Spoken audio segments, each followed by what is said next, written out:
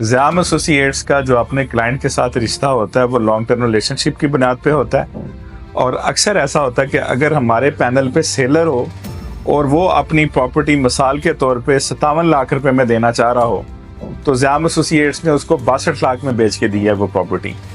और कई दफ़ा ये मिसालें मौजूद हैं हमारे क्लाइंट्स की, आप ऑनलाइन भी उनके रिव्यूज़ मौजूद हैं। इसी तरह अगर हमारे पैनल पे परचेज़र होता है तो वो बहुत दफ़ा ऐसा हुआ कि अगर वो 1 करोड़ 40 लाख रुपए में बाइंग करने को तैयार है तो हमने उससे 1 करोड़ 15 लाख में या 1 करोड़ 20 लाख में उसको बाइंग करा के दी है।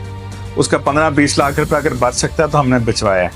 यही वजह है कि इतनी दयानतदारी की हद तक, इतनी मोहब्बत और खुलूस की हद तक हम अपने क्लाइंट के साथ लॉयल होते हैं। उसकी तवक्कुआत से कहीं बढ़ के उसका फ़ायदा सोच रहे होते हैं, प्राइस मेकिंग में भी और उसके अलावा ट्रांसफ़र एक्सपेंसेस में भी। हर हवाले से लोग 1% या 0.5% ले लेते हैं, लेकिन हम इस्लामाबाद स्टेट एजेंट एसोसिएशन 10-15 साल से मेंबर हैं इस्लामाबाद स्टेट एजेंट एसोसिएशन के।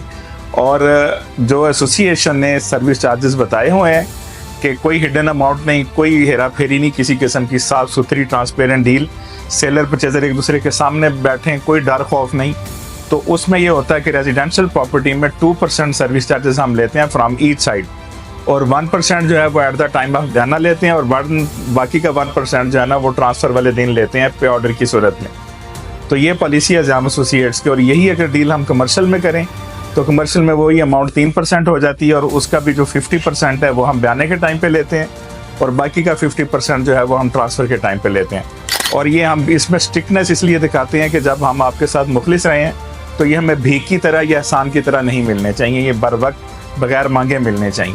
और ये पे ऑर्डर्स की सूरत में ज़याम एसोसिएट्स बयाने के टाइम पे भी लेता है और ट्रांसफ़र के टाइम पे भी लेता है। खरीदार हो या मालिक हो, वक्त बचाने के लिए और मामलात को मैच्योर करने के लिए ये बड़ा ज़रूरी होता है कि ज़याम एसोसिएट्स की ये पॉलिसी है कि हम सेलर को भी उसकी प्रॉपर्टी को मार्केट करने से पहले, मार्केट में पब्लिश करने से पहले उसको अपने ऑफिस में विज़िट के लिए बुलाते हैं। और अगर वो ऑफिस में विज़िट नहीं करता तो फिर हम उससे उस प्रॉपर्टी के डॉक्यूमेंट्स लाजमी लेते हैं। हमारी टारगेट होता है ये दोनों काम करें, वो ऑफिस भी आए और आके प्रॉपर्टी के क्रॉस करके पेपर्स भी दे के जाए। और अगर वो ऑफिस नहीं आना चाहता दूसरे शहर में होने की वजह से या दूसरे मुल्क में होने की वजह से, तो वो कम से कम उसके डॉक्यूमेंट्स लाजमी हमें शेयर करे।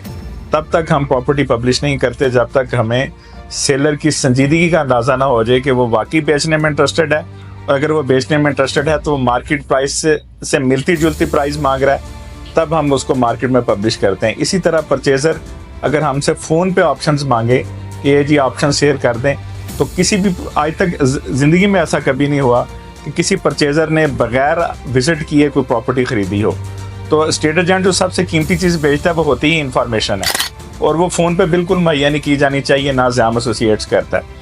तो लाजमी जो परचेज़र है उसने प्लॉट लेना है, घर लेना है, बंगला लेना है या प्लाजा लेना है, कोई कमर्शियल प्रॉपर्टी लेनी है, उसे हमारा ऑफिस लाजमी विज़िट करना पड़ता है, तभी हम उसे एक मैच्योर क्लाइंट समझते हैं। बहुत शुक्रिया।